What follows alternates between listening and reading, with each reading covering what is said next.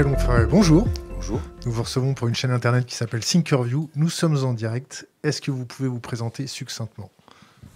Succinctement, Michel Onfray, donc 61 ans. Je dis souvent, parce que c'est important pour moi, que mon père était ouvrier agricole, ma mère femme de ménage, que je sors de ce milieu et que je lui reste fidèle.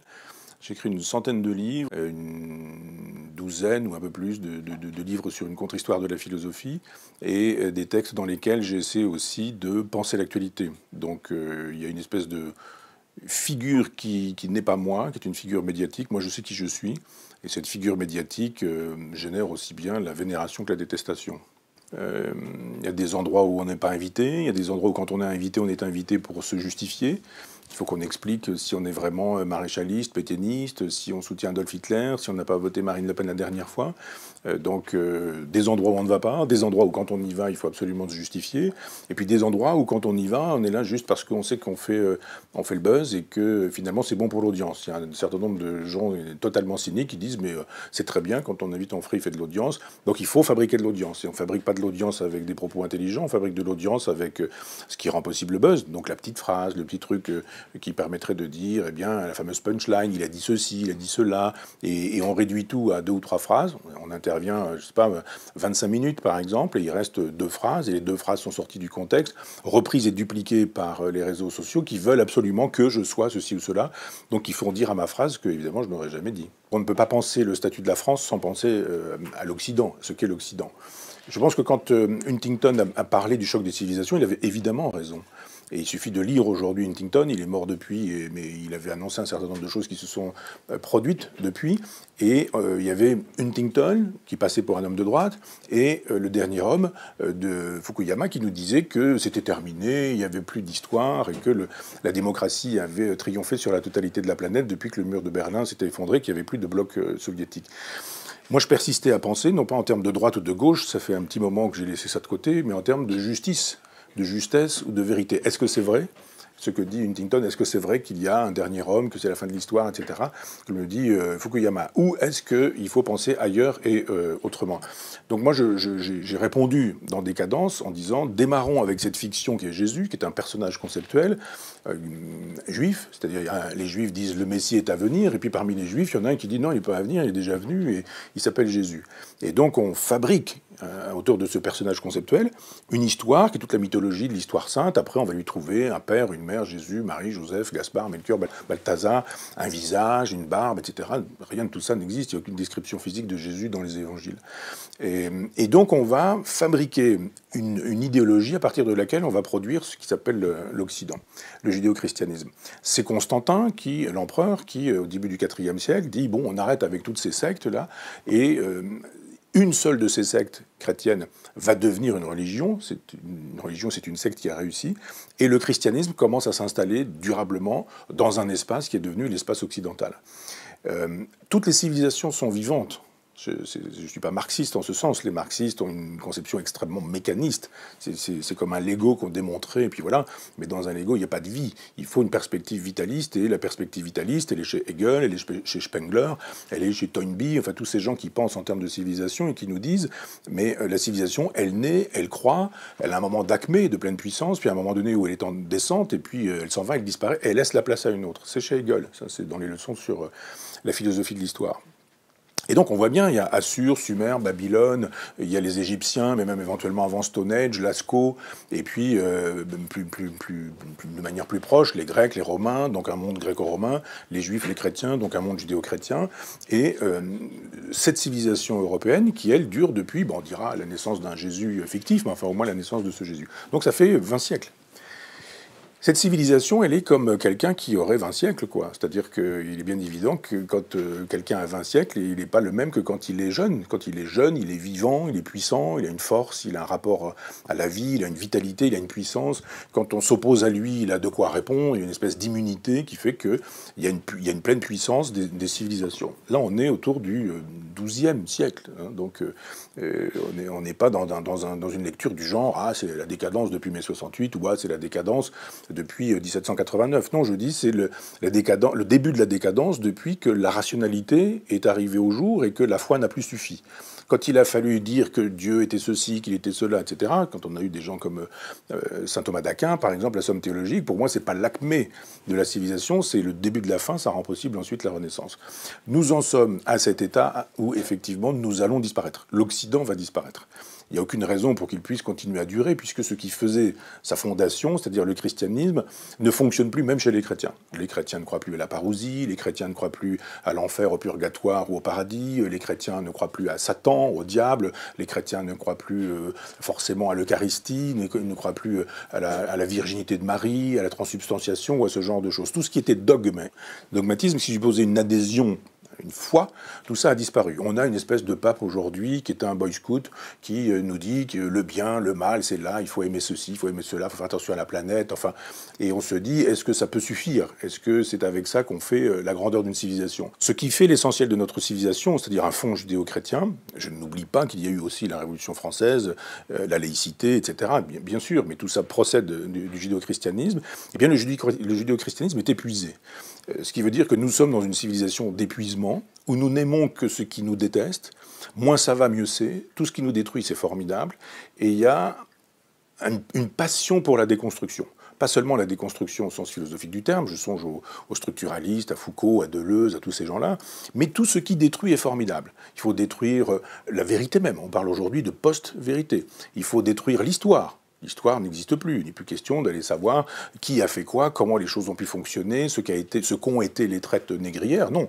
Il y a une méchante traite, c'est la traite négrière assurée par les Blancs, mais finalement il y a une bonne traite, c'est la traite qui est fabriquée par les musulmans. Et Christiane Taubira, quand elle parle de crimes contre l'humanité, souhaite absolument qu'on ne parle pas de cette traite-là, mais qu'on parle plutôt de telle autre. Je veux bien, c'est de l'idéologie, on n'appelle pas ça de l'histoire. Donc il n'y a plus d'histoire, il n'y a plus de vérité, il n'y a plus de réflexion, il n'y a plus de méditation, il n'y a plus de silence, il n'y a plus de calme, il n'y a plus de lecture, il n'y a plus d'écriture à proprement parler. C'est-à-dire qu'on est dans une espèce de triomphe de l'instinct. On est dans je like ou je nique. Et donc on est comme avec les Romains, quoi. C'est Colbert, voilà. Je sais pas, Rosa Luxembourg, voilà. Mais pour d'autres, c'est ça. Et donc on se dit, mais est-ce qu'on pourrait pas être un peu plus subtil, un petit peu plus complexe que d'être dans cette logique binaire, tu es mon ami, tu es mon ennemi, et si tu es mon ami, c'est parce que tu partages les mêmes hystéries que moi, et si tu es mon ennemi, c'est parce que tu luttes éventuellement contre les hystéries. Je pense que la France en est à un stade presque de coma avancé, je dirais, enfin de coma, et de mort annoncée. Je suis une espèce d'esthète en matière de politique, c'est-à-dire que je ne crois pas qu'on pourrait changer véritablement les choses, mais bon, avec Stéphane Simon, on a créé cette revue Front Populaire, on fait comme si on devait pouvoir changer les choses. Il faut résister, il faut être debout, l'époque est à l'avachissement, est à la génuflexion, est à l'aplatissement, même à tous les sens, physiquement.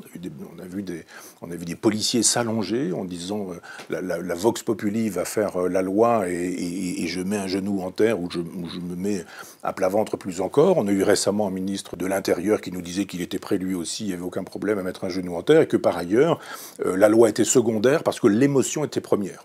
Ah, c'est formidable.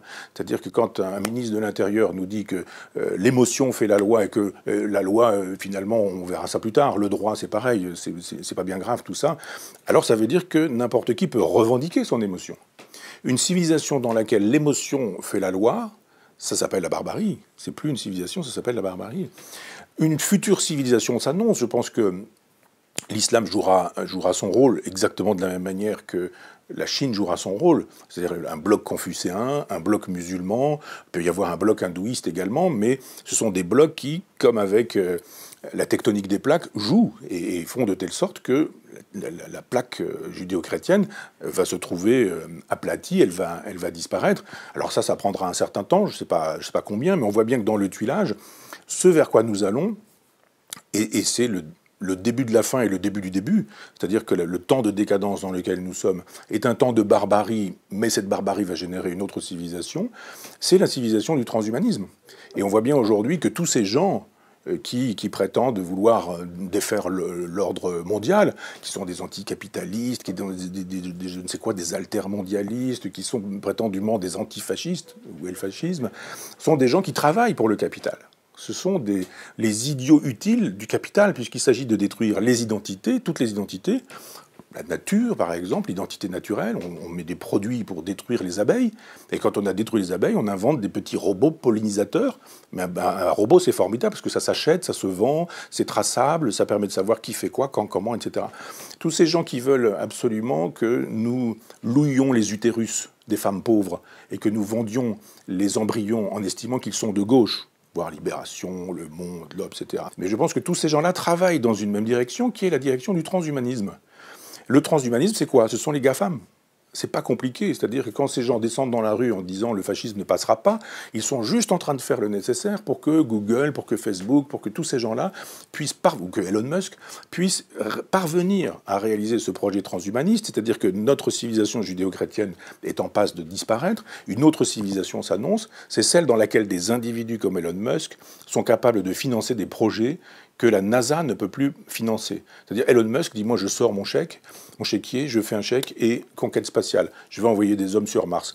La NASA, les États-Unis disent, non, on ne peut pas suivre, on ne peut pas. Ça veut dire que cette disparition des États rend possible le surgissement d'un certain nombre d'individus qui, eux, sont les richesses planétaires. Ces gens-là disent, moi je peux tout acheter. Je peux tout acheter. J'achète ce que je veux quand je veux. Je peux acheter une ville, je peux acheter tout ce que je veux. Il y a un truc que je ne peux pas acheter, c'est la santé et c'est la vie. Je suis richissime, je peux tout acheter, mais finalement je vieillis, j'ai mon âge, etc. Que disent ces gens-là? Je veux vivre toujours. C'est le symptôme du narcissisme absolu, de l'égotisme absolu. Celui qui se fait des selfies en permanence, celui qui photographie ce qu'il mange, la cuisine qu'il est en train de faire, ce qu'il aura déféqué. Enfin, cette espèce d'égocentrisme perpétuel fait que on a des individus qui disent « mais moi je veux pas mourir ». Débrouillez-vous, je vais vous payer, je vais vous donner beaucoup d'argent, mais faites de telle sorte que mon cerveau tienne le coup 100 ans, mon cœur tienne le coup 100 ans, etc. etc. C'est le transhumanisme. Et ça suppose la marchandisation de la totalité de ce qui existe. Il faut marchandiser la planète, il faut marchandiser la nature, il faut marchandiser les produits de la nature, il va falloir marchandiser l'air, l'eau, les arbres, la forêt, etc., les animaux, les insectes. On marchandise tout ça, et on s'en va vers une espèce de mécanisation généralisée de la planète. Première des civilisations, ou seconde peut-être, parce que effectivement la civilisation chrétienne s'est voulue universelle, mais première civilisation franchement globalisante, totalisante, voire totalitaire. Il suffit d'aller voir du côté de Orwell, 1984, ou du côté de Huxley, Le meilleur des mondes, pour voir ce qui nous attend. Moi, j'ai écrit un livre qui s'appelle Théorie de la dictature, qui est une lecture de 1984 et de La ferme des animaux, qui montre que c'est pas à venir. 1984, c'est déjà venu. C'est ici et maintenant. Vous parliez tout à l'heure de la question de la liberté, de la censure, de la possibilité de s'exprimer. On est en plein dedans. Le fameux novlangue, on y est totalement. Qu'est-ce qu'un antifasciste? C'est quoi le fascisme? On se dit, sauf à dévitaliser ce terme-là, il n'y a pas de fascisme aujourd'hui en France ou en Europe. Sauf éventuellement à se dire, mais après tout, le fascisme qui est raciste, et du côté des racialistes, et du côté d'une espèce de néo-féminisme qui suppose que l'égalité des femmes suppose l'infériorité des hommes. Ce fascisme, il est dans le refus de la raison. C'est-à-dire, on cogne, on ne dialogue pas. Refus du débat, j'insulte. On se dit, mais le fascisme n'est pas là où les antifascistes disent qu'il est, il est très précisément là où ils font ce qu'ils font. Nous sommes dans ce moment de l'histoire où des antifascistes activent un néofascisme, une nouvelle forme de fascisme, sous forme d'islamo-gauchisme. Jamais ils n'auraient toléré qu'on puisse dire que les femmes sont inférieures, que les homosexuels sont à mettre au bûcher, qu'il y a une inégalité entre les races ou les religions, etc., si c'était les catholiques qui avaient dit des choses pareilles. Mais si on dit exactement la même chose et que ce sont des musulmans qui le disent, alors là, pour le coup, ça devient absolument pensable et défendable. On se dit, mais qu'est-ce que c'est que cet état de décadence mentale, où la raison n'existe plus, où la déraison fait la loi, où l'argumentation n'existe plus, mais où l'insulte a pris le pas, où le dialogue et le débat n'existent plus, mais où on tabasse, on insulte, on méprise. Stéphane Simon et moi créons cette revue Front Populaire. 3 semaines en amont, la totalité de la presse avait décidé que nous étions des nazis, des fascistes, des antisémites, que nous étions DA, que nous étions Doriot, etc. etc. Toute la presse appartient à des gens qui sont des milliardaires, et ces milliardaires sont subventionnés parce qu'ils ne vendent pas assez de journaux. Tous les patrons de presse, Le Monde, Libération, etc., tous les magazines, sont entre les mains de fortunes. Eh bien, les gens paient l'impôt Les gens donnent de l'argent au monde pour que le monde puisse continuer à les insulter, et insulter les gilets jaunes, ou que Libération puisse nous faire savoir que les gilets jaunes sont tous des nazis, des fascistes, après avoir pris de l'argent dans la poche des gilets jaunes pour dire on va pouvoir payer ce journal qui appartient à des milliardaires qui, eux, ont intérêt à avoir ces journaux parce qu'ils défendent l'idéologie dominante, parce qu'il s'agit globalement de travailler à la logique transhumaniste. Il s'agit de dire fin des nations, disparition de la France. Si vous commencez à dire le mot France, que vous utilisez même vous-même en disant mais où en est la France? Oh là là, déjà, posez la question de la France, mais elle est déjà morte, elle est rance, elle pue, elle est moisie. Je renvoie à BHL, je renvoie à Solers ou à tous ces gens-là. Donc fin des nations, disparition des nations, fabriquons l'Europe de Jean Monnet. Jean Monnet était quand même payé par la CIA. Les mémoires de Jean Monnet ont été écrites par des gens qui recevaient des chèques de la CIA. Tout ça est documenté, on le sait. Et le projet de cette Europe est un projet libéral, post-national, qui va vers un autre projet qui est celui du gouvernement planétaire. Celui des GAFAM. La guerre civile, nous y sommes. C'est-à-dire qu'il y a actuellement en France des territoires perdus de la République, tout le monde en convient, et jusqu'au chef de l'État, jusqu'au ministre de l'Intérieur. Donc il y a des endroits dans lesquels la loi n'est plus faite par la République. C'est-à-dire qu'il y a des espèces d'enclaves dans lesquelles il y a un mode de fonctionnement qui est absolument tribal. Ces enclaves sont armées. Et là, on découvre qu'une balle est arrivée dans le mollet d'un pompier. On dit « Ah !» Il y a un truc là, il y a quand même un truc. Ben oui, mais ça fait des années qu'il y a un truc. Les banlieues sont armées. Quand on est armé, on utilise des armes. Quand on utilise des armes, on envoie des balles. Et quand on envoie des balles, elles peuvent arriver dans les corps des gens et elles peuvent les tuer. Donc ça arrive dans un mollet. Tant mieux pour le pompier et tant mieux éventuellement probablement pour ce qu'on pourrait appeler la plaie sociale, appelons ça comme ça pour ce qu'il en reste. Mais imaginons que ça arrive dans la tête de quelqu'un et que ce soit pas forcément un pompier, mais enfin quand il y aura un mort, voire des morts. Quand il y aura l'équivalent d'un anti-Bataclan. Par exemple, que des gens descendent dans un endroit en disant, dans une mosquée, on arrive avec une Kalachnikov et puis on tire à vue et puis on fait un massacre. Je rappelle que les victimes du Bataclan ont été photographiées, que ces photos sont interdites et que personne ne les a vues. Qu'est-ce que c'est que cette obscénité qu'il ne faudrait pas montrer? On montre toutes les obscénités possibles sur le net. Toutes les obscénités possibles s'y trouvent. Il y a une époque, vous n'aviez pas le droit de montrer les têtes décapitées par Daesh. Ah bon, pourquoi? Tout est possible, mais pas ça. Et là, il y a des gens qui ont été massacrés, des dizaines et des dizaines de gens qui ont été massacrés, photographiés. Ces photographies sont interdites. Qui interdit? Et pourquoi? Quel est le motif de l'interdiction de ces photographies? C'est le réel qui est interdit. C'est le réel qui est interdit. Et voilà pourquoi on nous déteste. Nous, on veut faire une revue avec le réel. Et les journaux font des revues avec des fictions. Ils font des revues avec des mythologies. Ils font des revues avec des légendes. Ils enseignent des choses qui relèvent de la propagande. Donc il y avait Maastricht, l'horizon indépassable, le sens de l'histoire, la fin des guerres, de la misère, de la pauvreté, le plein emploi, etc., etc. Et ça, c'était à longueur de journaux. On comprend bien pourquoi les journaux sont achetés sont détenus par des milliardaires et pourquoi ils sont payés par l'argent public et les impôts de tout le monde, puisqu'il s'agit d'endoctriner tout le monde avec ça. Et puis on avait en face d'autres qui disaient, mais non, pas du tout. L'Europe de Maastricht, c'est la fin de la souveraineté, ça va être une catastrophe, c'est la fin des identités, etc. C'était deux visions du monde. Et là, en gros, on vous demandait de parier. Et puis parfois, parier, c'était quoi? C'était, je préfère voter avec Chirac plutôt qu'avec Jean-Marie Le Pen. C'était souvent ce genre de choses. Et maintenant, les gens ont 25 ou 30 années, je ne sais pas compter, donc de 92 à aujourd'hui, ils ont ces années-là qui leur permettent de dire, bon, on n'est plus entre une hypothèse et une autre hypothèse, mais on est entre une réalité et ce qu'aurait pu être une autre réalité. Ah oui, le plein emploi? La fin de la pauvreté, de la misère, du chômage, l'amitié entre les peuples, la disparition des guerres, c'est ce que vous nous aviez promis. On a voté pour vous. Et aujourd'hui, vous nous proposez ça, c'est-à-dire la guerre civile, les incivilités, le racisme, l'antisémitisme. Alors aujourd'hui, le racisme, ça s'appelle le racialisme. L'antisémitisme, ça s'appelle aujourd'hui l'antisionisme. On dit il n'y a plus de guerre. Comment ça, il n'y a plus de guerre? Mais il y a des guerres civiles. Il y a des gens qui travaillent et qui dorment dans leur voiture. Il y a des gens qui ne peuvent pas rentrer dans certaines cités parce qu'ils savent très bien que la loi n'y fait plus la loi, pour le coup. On se dit, mais c'est ça que vous nous aviez promis, finalement? Pas du tout, ça marche pas, on n'en veut plus de ça. Des gens ont compris que ce qu'on leur avait proposé était une marchandise avariée. Et que globalement, cette marchandise avariée, elle cache autre chose. Elle cache la disparition des nations pour fabriquer une Europe fédérale qui elle-même est un rouage dans une grande machine qui sera celle du gouvernement planétaire, qui sera le règne généralisé du capitalisme mondial. Voilà. J'ai quand même lu l'autre jour dans le Figaro un entretien entre Bernard-Henri Lévy et Philippe de Villiers, où Bernard-Henri Lévy dit très précisément qu'il s'agit désormais de penser à un impérialisme européen. Il faut que l'Europe fasse empire. Ah, enfin, la chose est enfin dévoilée. Jacques Attali avait écrit un livre qui s'appelait « Qui gouvernera le monde demain ?» je crois, point d'interrogation. Donc la question de la gouvernance mondiale est posée. Pourquoi n'en parle-t-on jamais?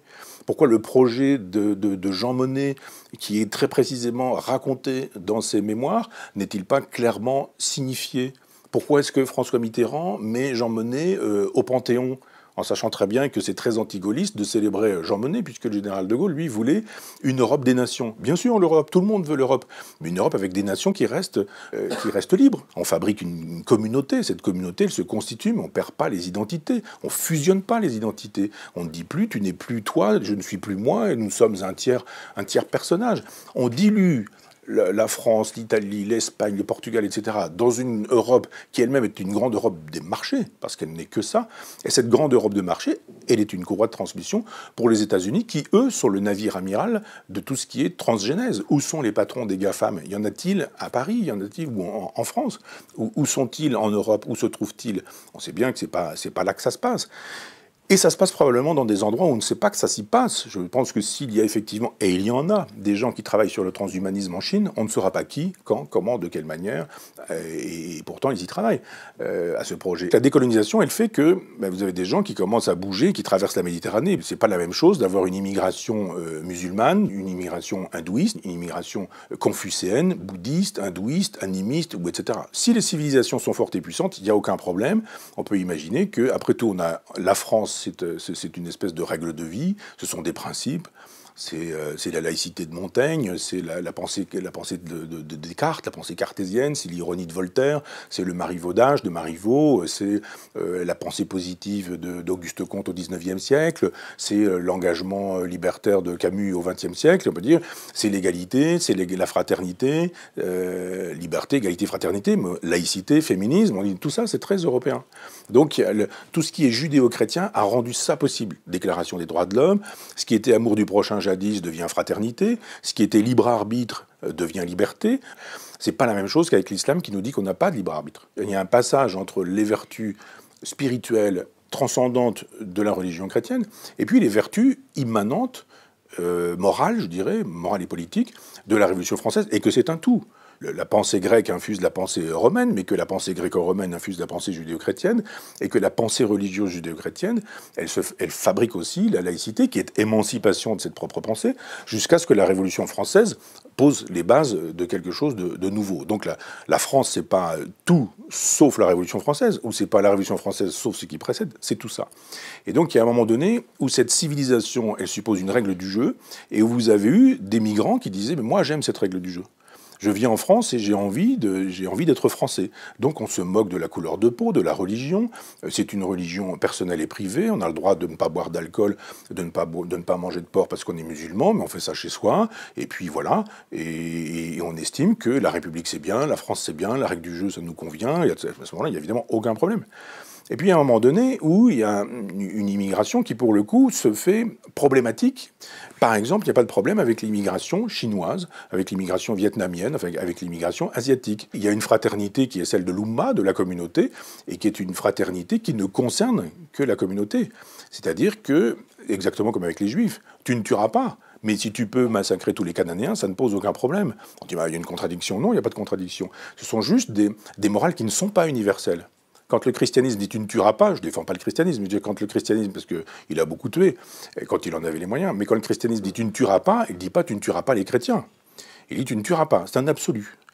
Quand les juifs disent tu ne tueras point, et qu'ils disent tu peux y aller avec les Cananéens, ou que les musulmans disent tu ne tueras point, mais en même temps tu peux égorger les juifs, on se dit il y a une contradiction ou quoi? Non, il n'y a pas de contradiction, il y a cette idée que l'Oumma est une communauté supérieure à l'universel.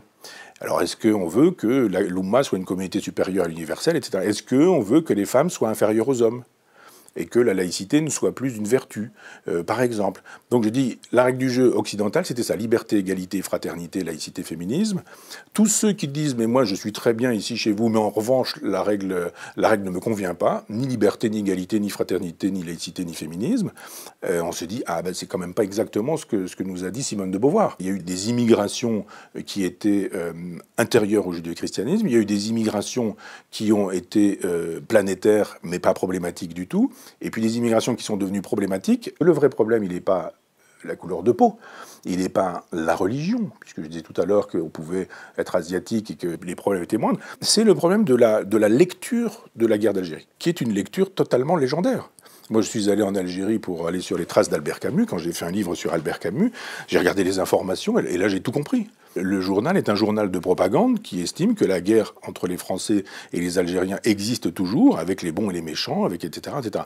Pourquoi ça se passe comme ça? Pourquoi on entretient cette mythologie? Parce que c'est un masque. Pendant qu'on dit, voilà, l'ennemi, c'est le blanc, c'est le français, pendant qu'une mafia qui est issue du FLN dispose du pétrole, du gaz, il est bien évident que pour cacher la vérité de ce qui se passe en Algérie, il vaut mieux expliquer que la responsabilité, c'est pas la mafia issue du FLN, la responsabilité, c'est la France qui l'est depuis toujours responsable, coupable, etc. Et comme c'est le discours officiel de l'Algérie et que c'est un discours mythologique, et qu'une partie des présidents de la République reprennent ce discours en disant oui, on vous présente nos excuses, on n'aurait pas dû, etc., etc. Général de Gaulle, quel salaud, etc. Mais Général de Gaulle, il dit en 62, vous avez votre autonomie, ben maintenant vous avez votre autonomie, je ne vais plus m'occuper de vos affaires. Pas dire vous êtes autonome, vous avez votre indépendance, mais je continue à m'occuper des histoires. Il dit ben voilà, maintenant c'est votre affaire. Donc il y a une écriture de l'histoire qui est une écriture mythologique, mais c'est souvent comme ça que ça fonctionne. Et je pense que le travail du philosophe, c'est de démythologiser.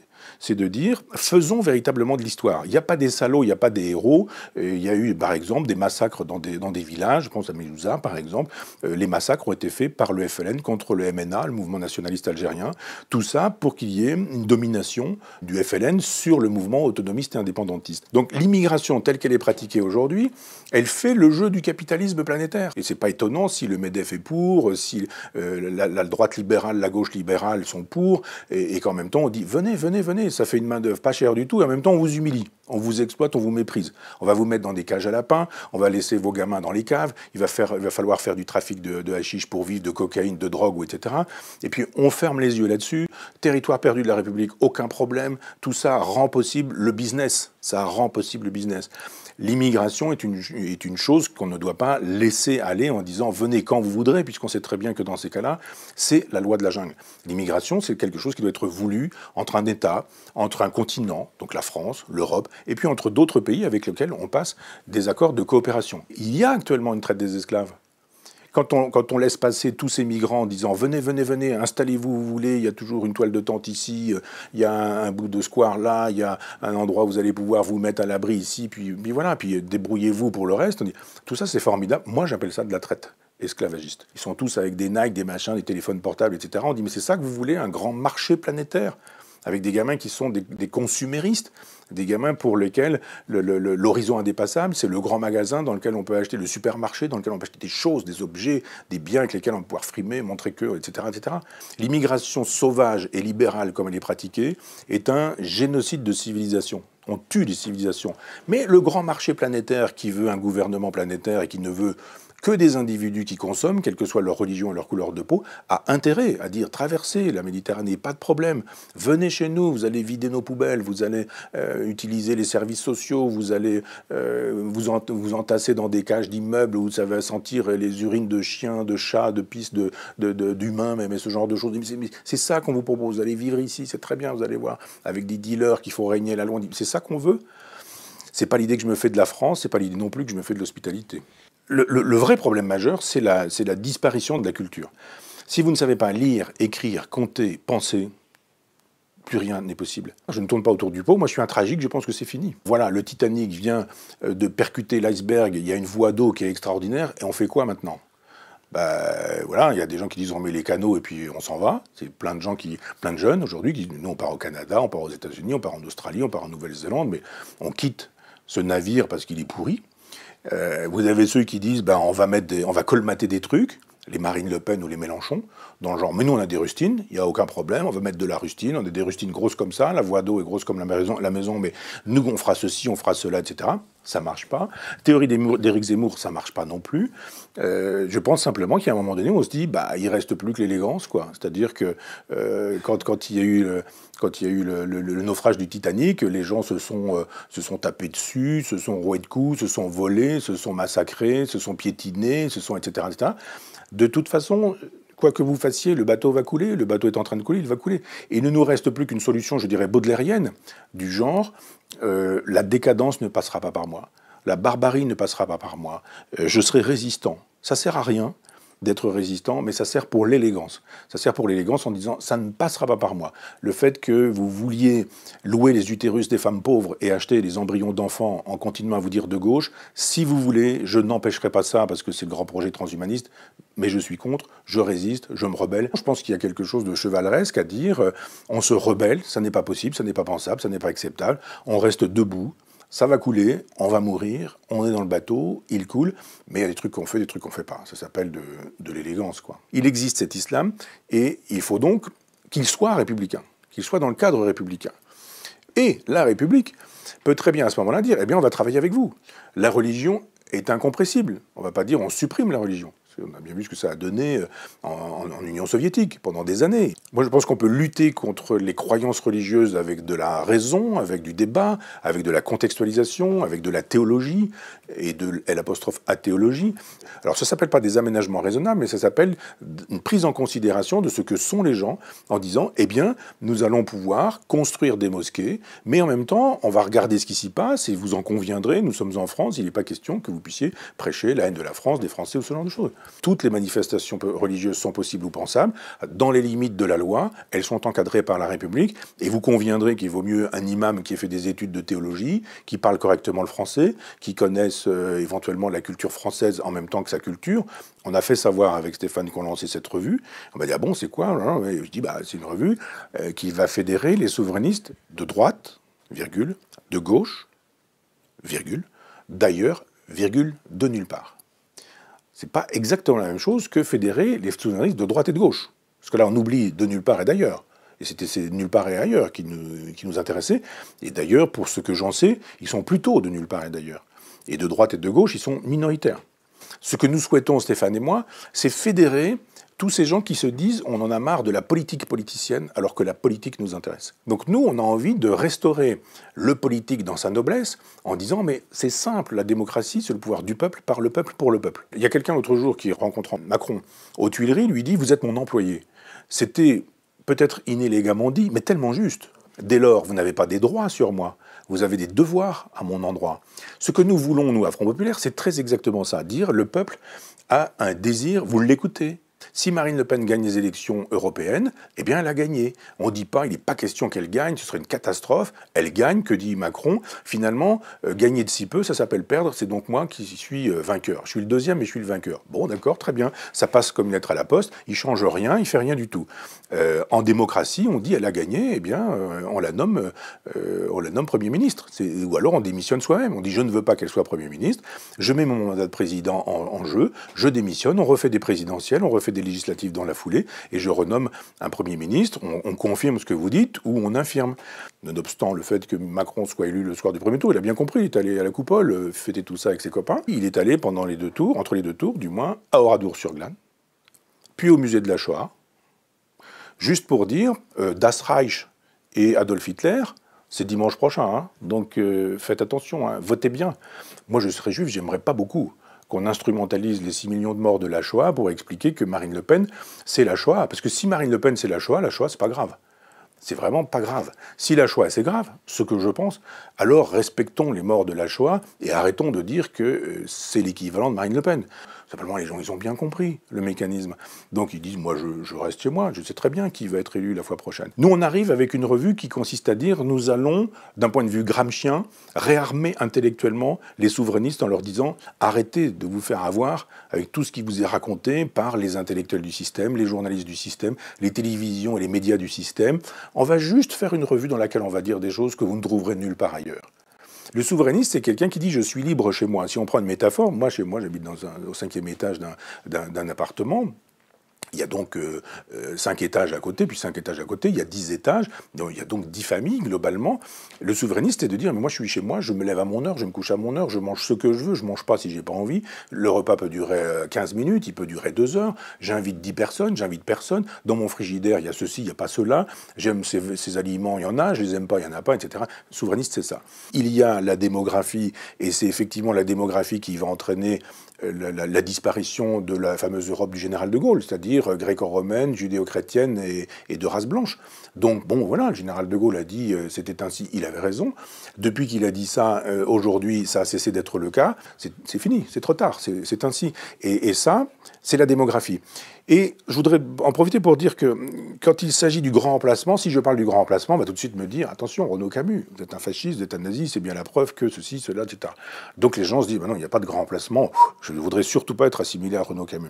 Et vous lisez Horia Boutelja dans Les Noirs, les Juifs et nous, où il dit oui, le grand remplacement, c'est nous. Donc le grand remplacement, il existe, c'est elle qui le dit. Alors donc il faudrait savoir, si c'est Renaud Camus, c'est pas bien parce que c'est un poncif de l'extrême droite, si c'est Horia Boutelja qui le dit, qui le revendique et qui s'en réjouit, on trouve ça formidable. Alors y a-t-il grand remplacement? Y a-t-il pas un grand remplacement? Point d'interrogation. Je dis demandons aux démographes, pour ce que les démographes nous disent, ils nous disent les taux de fécondité des familles musulmanes ne sont pas les taux de fécondité des familles judéo-chrétiennes.